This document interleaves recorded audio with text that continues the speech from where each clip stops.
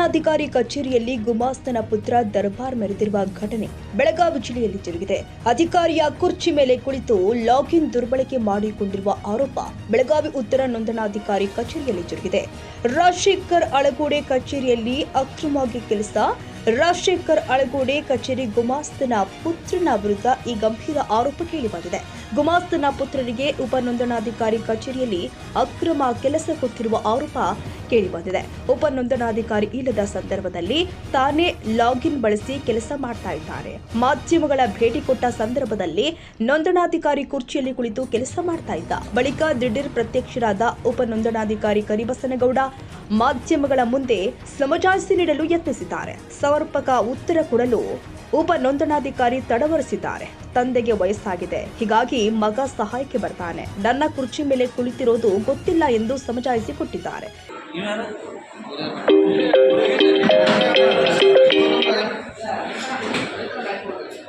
Sir ನಮಸ್ಕಾರ. ನಮಸ್ತೆ sir. Sir ಬಿಟ್ಟೋದ್ರ ಬೇರೆದವ್ರು ಕೊಂಡ್ರು ಸರ್. ಹೊರಗಡೆ ಹೋಗಿದ್ರಿ ಸರ್? ಹೊರಗಡೆ ಹೋಗಿದ್ರಿ ಕಮಿಷನ್ ಆಫೀಸ್ ಇಲ್ಲಿ ಯಾರಿಗಾರ ಅವಕಾಶ ಕೊಟ್ಟಿದ್ರಿ? ಯಾರು ಹೇಳಿದ್ರಿ? ಎಫ್ ಡಿ ಐ ಹೇಳಿದ್ರೆ ಇಲ್ಲಿ ಯಾರು ಬಂದಿದ್ರು? ನೀವು ಬಂದಿದ್ರಿ?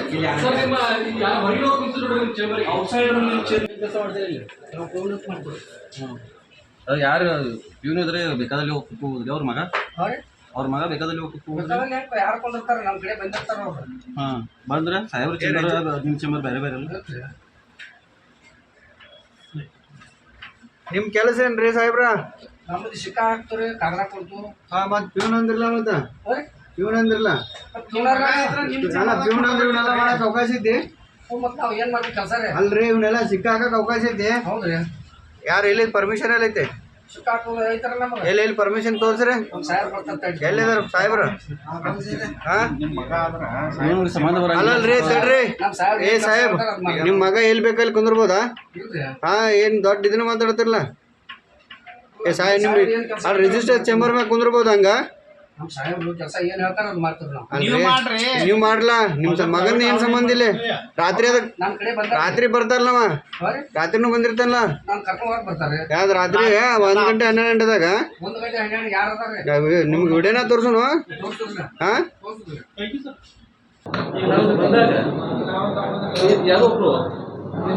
ಕೆಲಸ ಮಾಡ್ತಾ ಇದ್ರು. ಯಾರು ಗೊತ್ತಿಲ್ಲ. ನಾಳೆ ಆ್ಯಕ್ಚುಲಿ ನಾನು ಎಫ್ ಡಿ ಐ ಇದ್ದು ಅಲ್ಲಿ ಎಫ್ ಡಿ ಐಗೆ ಹೋಗಿ ಹೇಳೋದು. ಅವರೆಲ್ಲ ಫಿಂಗರ್ ಎಲ್ಲ ಮಾಡ್ತಾ ಇದ್ರು, ಬಯೋಮೆಟ್ರಿಕ್ಸ್ ಯೂಸ್ ಮಾಡ್ತಾ ಇರೋದು ನೋಡಿ. ಮತ್ತೆ ಇಲ್ಲ ಫಿಂಗರ್ ಪ್ರಿಂಟ್ಸ್ ನನ್ನ ಮಾತ್ರ ಆಪ್ರೇಟ್ ಆಗೋದು, ಬೇರೆ ಯಾರ್ದು ಅವರು ನೀವು ಅಥರೈಸ್ ಮಾಡ್ಬೋದಿಲ್ಲ ಅಂತ ಹೇಳಿದ್ರು. ಯಾರು? ನಿಮ್ಮ ಸ್ಟಾಫ್ ಒಂದು ಮಗ ಅಂತ ನೋಡ್ರಿ. ನಿನ್ನ ಮಗನ ನಾನು ಹೇಳಿದ್ದೇನೆ.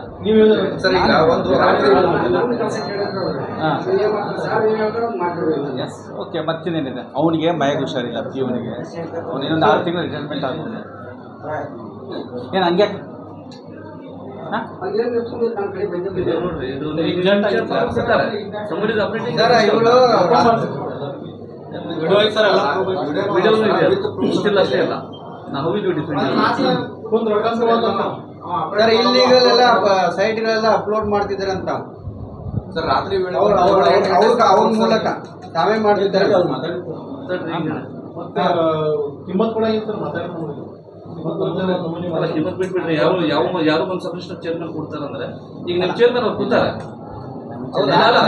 ನಿಮ್ಮ ಸಿಸ್ಟಮ್ ಯೂಸ್ ಮಾಡಿದ್ದಾರೆ ಅಲ್ಲ, ಈಗ ನಿಮ್ಮ ಸಿಸ್ಟಮ್ ಯೂಸ್ ಮಾಡಿದ್ದಾರೆ, ನಿಮಗೆ ತೋರಿಸಿವಿ ನಾವು ಯಾರು ಅಕೌಂಟೇಬಲ್ ಅವ್ರು ಏನೇನು ಮಾಡಿದ್ದಾರೆ ಅಂತ ಈಗ ಹೇಳಿ ನೋಡಿ. ಎತ್ತಿ ಕೇಳಿ, ನನ್ನ ಲಾಗಿನಲ್ಲಿ ನಮ್ಮ ಎಫ್ ಡಿ ಐಗೆ ಹೇಳೇ ಹೋಗಿರೋದು. ನಾನು ಎಫ್ ಡಿ ಐಗೆ ನಾನು ಇಲ್ಲಿ ಕುತ್ಕೊಂಡೇನೆ ಇಲ್ಲಿ ಕುತ್ಕೊಳ್ಳಲ್ಲ. ಎಫ್ ಡಿ ಇಲ್ಲಿ ಕುತ್ಕೊಳ್ಳಲ್ಲ. ಅವ್ನು ಹೆಂಗೆ ಬಂದು ಕುತ್ಕೊಂಡ ನನಗೆ ಗೊತ್ತಿಲ್ಲ. ದಸ್ ಇಲ್ಲಿಗಲ್, ನಾನು ಒಪ್ಕೊಳ್ತೀನಿ. ಅದು ಇಲ್ಲ ಅಂತ CCTV ಕ್ಯಾಮ್ರಾ ಆ್ಯಕ್ಚುಲಿ ಲೋಕಾಯುಕ್ತದವ್ರು ತಗೊಂಡು ಹೋಗೋರೆ. CCTV ಕ್ಯಾಮ್ರಾ ಮಾಡಲೇಬೇಕು. ಅದು ಆ್ಯಕ್ಚುಲಿ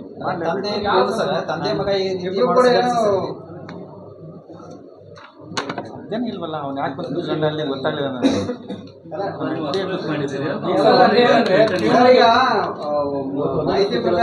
ಸಹಕಾರ ಕೊಟ್ಟಿದ್ದೀರಂತೆ? ಸಾಧ್ಯನೇ ಇಲ್ಲ.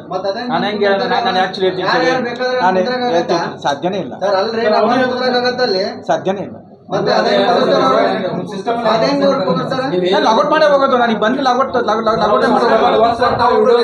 ಇಲ್ಲ ಹೇಳ್ತೀನಿ ಕೇಳಿ, ಲಾಗೌಟ್ ಆಗಿರುತ್ತೆ.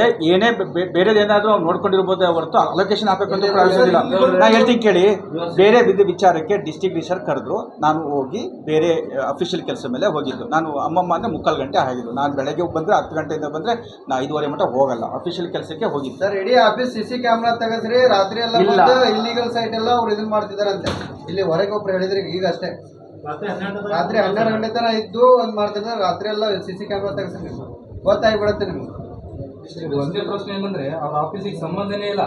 ಆ್ಯಕ್ಚುಲಿ ಸಂಬಂಧ ಇಲ್ಲ. ಅವ್ನ ಮಗ ಅವನು ಅಷ್ಟೇ, ಅವ್ರ ಮಗ ಪ್ಯೂನ್ ಅಷ್ಟೇ. ಅದೇ ಸರ್, ಪ್ಯೂನ್ ಮಗ ಅನ್ನೋದೊಂದು ಬಿಟ್ಟರೆ, ಯಾಕಂದರೆ ಅವನಿಗೆ ಸ್ವಲ್ಪ ವಯಸ್ಸಾಗಿದೆ, ರಿಟೈರ್ಮೆಂಟ್ ಇದೆ ಅನ್ನೋ ಉದ್ದೇಶಕ್ಕೋಸ್ಕರ ನಾನು ಅಡಿಷ್ನಲ್ ಆಗಿ ಅವನ ಜೊತೆಗೆ ಕೆಲಸ ಮಾಡಲಿ, ಶೀಲ್ ಹಾಕೋಕೆ ಅಂತ ಹೇಳಿ ಅವನು ಸಾಕಾಗಿದೆಯಲ್ಲ ಅಂತ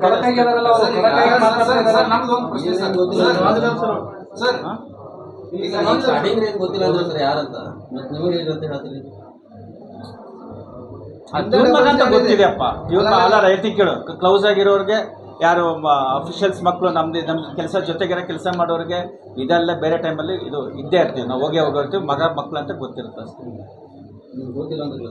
ಎಲ್ಲಿ ಗೊತ್ತಿಲ್ಲ ಅಂತ ಏನು ನನಗೆ ನೀವು ಹೇಳಿ ಮೇಲೆ ನನಗೆ ಬೇಜಾರಾಯ್ತು. ಯಾಕೆ ಗೊತ್ತಾ, ಇದನ್ನ ಆಪರೇಟ್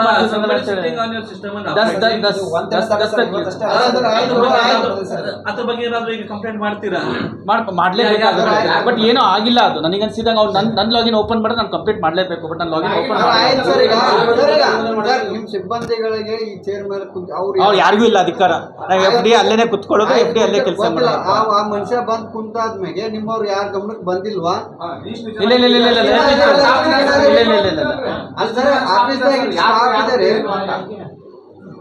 ಇಲ್ಲ, ಅವ್ನು ಹೇಳ್ಬೇಕಾಗಿತ್ತು. ನಾನು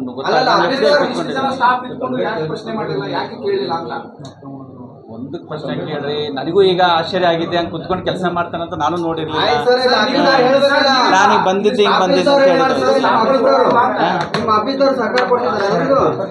ಆಫೀಸಲ್ಲಿ ಯಾರು ಆಫೀಸಲ್ಲಿ ಅಲ್ಲ, ಗೌಡ್ರ ಒಂದು ಪ್ರಶ್ನೆ ಕೇಳಿ. ಈಗ ನಿಮ್ ಸ್ಟಾಫ್ ಅವ್ರ ಮುಂದೆ ಸಬ್ ಆರ್ಡಿನೇಟ್ ತರ ಡಾಕ್ಯುಮೆಂಟ್ ತಗೊಂಡು ನಿಂತಿದ್ರು, ಈ ವಾಸ್ ಅಪ್ಡೇಟಿಂಗ್ ದ ಡಾಕ್ಯುಮೆಂಟ್ ನಾವು ನೋಡಿರಿ. ಈಗ ನೀವು ಏನ್ ಕಂಪ್ಲೇಂಟ್ ಮಾಡ್ತೀರಿ, ಯಾಕೆ ಕಡೆ ಮಾಡ್ತೀರಿ ಅವನ ಬಗ್ಗೆ? ನಿಮ್ ಸಿಬ್ಬಂದಿ ಸಬಾರ್ಡಿನೇಟ್ ತರ ನಿಂತಿದ್ರು ಇಲ್ಲಿ, he was updating your system, ನಾವು ನೋಡಿದ್ವಿ. ನಾವು ಬಂದ್ಮೇಲೆ ಎಲ್ಲರೂ ನಿಮ್ಮ ಸ್ಟಾಫ್ ಹೊರಗೆ ಹೋಗಿದೆ. ಈಗ ಯಾರಿಗೆ ಕಂಪ್ಲೇಂಟ್ ಮಾಡ್ತೀರಾ ಇದ್ರ ಬಗ್ಗೆ? ಇಲ್ಲ, ಏನಾಗಿದೆ, ನನ್ನ ಆಫೀಸಲ್ಲಿ ಸಿಸ್ಟಮಲ್ಲಿ ಹೇಳ್ಬಿಟ್ಟಿದ್ದಾರೆ. ನಾನು FD ಇಲ್ಲ ತನ್ನಲ್ಲ, ಅದು CCTV ಇದೆ.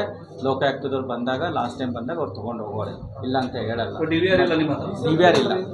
ರೆಕಾರ್ಡ್ ಆಗುತ್ತಿಲ್ಲ, ನನಗೂ ಗೊತ್ತಿಲ್ಲ. DVR ಇಲ್ಲ, DVR ಹಾಕ್ಸ್ಬೇಕು. ಅದು ವಾಪಸ್ ಕೊಟ್ಟಿಲ್ಲ ಅವ್ರು ಲೋಕಾಯುಕ್ತದವರು. ಲೆಟರ್ ಬರೆದು ವಾಪಸ್ ಇಸ್ಕೊಳ್ತೀವಿ. ನೀವು ಹೇಳಿ ಸರಿ ಇದೆ, ನಾವು ಒಪ್ಕೊಂಡೇ ಹೋಗ್ತೀವಿ. ಇನ್ನು ಘಟನೆ ಬಗ್ಗೆ ಜಿಲ್ಲಾ ನೋಂದಣಾ ಅಧಿಕಾರಿ ಮಹಂತೇಶ್ ಹೇಳಿಕೆ ಕೊಟ್ಟಿದ್ದಾರೆ. ಈ ಬಗ್ಗೆ ಸೂಕ್ತ ತನಿಖೆ ಮಾಡಿ ಕ್ರಮ ಕೈಗೊಳ್ತೀನಿ ಎಂದಿದ್ದಾರೆ. ಯಾರು ತಪ್ಪೈತೆ, ಈಗ ನಮ್ಮ ಸಿಬ್ಬಂದಿ ತಪ್ಪೈತಪ್ಪ ಅಂತ ಅವ್ರ ಮೇಲೆ ಆಕ್ಷನ್ ತಗೋತೀವಿ. ಆನಂತರ ಯಾವುದೇ ಒಬ್ಬ ಹೊರಗಿನ ಬಾಹ್ಯ ವ್ಯಕ್ತಿ ಇದ್ದಪ್ಪ ಅಂತಂದ್ರೆ ಅಲ್ಲಿ ಉಪನೋಂದಣಾಧಿಕಾರಿ ಅಂತ ಅವ್ರ ಮೇಲೆ ಪೊಲೀಸ್ ಆಕ್ಷನ್ ತಗೊಳ್ರಂತೆ ಪೊಲೀಸರು ದೂರು ಕೊಡಕ್ಕೆ ಹೇಳ್ತು. ಯಾವ್ದ್ರಿ ಕರ್ನಾಟಕ ರಾಜ್ಯದಾಗ ಎಲ್ಲಿ ಕೊಟ್ಟಿಲ್ಲ ನಮ್ಗೆ CCTV. ಅಂದ್ರೆ ಬುಕ್ 3 ಅಂತ ಬರ್ತದೆ ನಮ್ಮಲ್ಲಿ, ಸೀಕ್ರೆಟ್ ಡಾಕ್ಯುಮೆಂಟ್ಸ್. ನಿಮ್ಮ ವಿಲ್ ಇರ್ತಾವಲ್ಲ, will should not be known to others ಅಂತೆ. ಅದು ಡಿಸ್ಕಷನ್ ಇನ್ನು 2 ಸ್ಟೇಟ್ ಲೆವೆಲ್ ಐತೆ. ನಿಮ್ಮ ವಿಲ್ ಇನ್ನೊಬ್ರಿಗೆ ಗೊತ್ತಾಗಬಾರ್ದು. It is your will. ನೀವು ವಿಲ್ ಬರೆದು ಕೊಟ್ಟಿರಪ್ಪ ಅಂತಂದ್ರೆ ಅದು ಇನ್ನೊಬ್ರಿಗೆ ಗೊತ್ತಾಗಬಾರ್ದು. It's a private document. ಯಾವ್ದ್ರಿ ಅಲ್ಲಿಗೆ ಬರ್ತಾರಂಟ್ರಿ ವಿಲ್. ಅದ ಬಂದಿಲ್ಲ, ಅವ್ರು ಕೊಟ್ಟಿಲ್ಲ. ನಾವು ಆಗಲೇ ಬರ್ತೀವಿ ಸರ್ಕಾರದ ಹತ್ರ. ಯಾವ್ದ್ರಿ ಅದು ಜಿಲ್ಲಾಧಿಕಾರಿಗಳು ಹಾಕ್ಸಿದ್ದದ, ನಮ್ಮ ಇಲಾಖೆಯಿಂದ ಇಲ್ಲ. ನಮ್ಮ ಇಲಾಖೆಯಿಂದ ಎಲ್ಲಿ ಕೊಟ್ಟಿಲ್ಲ. ನೋಂದಣಾಧಿಕಾರಿಗಳು ಒಂದು ವೇಳೆ ಕೆಲಸಕ್ಕೆ ಬೇರೆ ಕಡೆ ಹೋಗಿದ್ರು ಯಾರಿಗೆ ಅಥಾರಿಟಿ ಕೊಡ್ಬೇಕಂತ ಅವರ ಕೆಳಗಿನ FD ಅವ್ರು ಕೊಡ್ಬೇಕು, ಚಾರ್ಜ್ ಕೊಡ್ಬೇಕು. ಹೊರಗೆ ಕೊಡಾಕ ಬರೋದಿಲ್ರಿ ಎಲ್ಲೂ. ನೋಂದಣಾಧಿಕಾರಿ ಅಷ್ಟೇ ಅಲ್ಲ, ಯಾವುದೇ ಒಬ್ಬ ಸರ್ಕಾರಿ ನೌಕರ ತಮ್ಮ ಕೆಳಗೆ ಯಾರು ಡಿಸಿಗ್ನೇಟೆಡ್ ಇರ್ತಾರೋ ಅವ್ರು ಕೊಡಬೇಕು, ಅವ್ರಿಗೆ ಕೊಟ್ಟು ಹೋಗ್ಬೇಕು.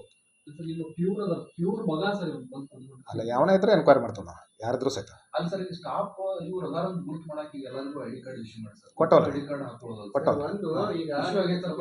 ಚೇಂಬರ್ ಸರಿ, ನಾನು ಹೊರಗಡೆ ಮನುಷ್ಯ ಬಂದು ಇಲ್ಲಿ ಕುಂದ್ರಬೋದ, ನಿಮ್ಮ ಸಿಬ್ಬಂದಿಗಳಿಗೆ ಗೊತ್ತಾಗೋದಿಲ್ಲ ಹೆಂಗೆ ಅಂತ. ಯಾವ್ರಿ ಅದು ಎನ್ಕ್ವೈರಿ ಮಾಡಿದ್ಮೇಲೆ ಮಾತಾಡ್ತಾನೆ. ಅದನ್ನ ಎನ್ಕ್ವೈರಿ ಮಾಡಿದ್ಮೇಲೆ ಮಾತಾಡೋದು ಕಾಮನ್ ಆಗಿ ಕೇಳತ್ತಿರ.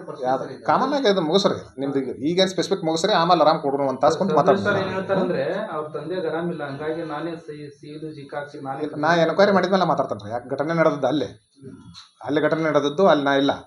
ಅದು ಎನ್ಕ್ವೈರಿ ಮಾಡಿದ್ಮೇಲೆ ಮಾತಾಡ್ತಾನೆ. ಮಾಹಿತಿ ಕೇಳ್ಬೋದಲ್ಲ. ಯಾವುದು ಎನ್ಕ್ವೈರಿ ಮಾಡಿದ್ಮೇಲೆ ಹೇಳ್ತೇನೆ ರೀ ಬರೀ ಮಾಹಿತಿ ಬೇಡ ಬರೀ ಟೆಲಿಫೋನ್ ಮಾಹಿತಿ ಅಥವಾ ಇನ್ನೊಬ್ರು ಹೇಳಿದ್ದು ಅಥವಾ ನಾ ಹೇಳಿದ್ದು ನೀವು ಹೇಳಿದ್ದು ಬೇಡ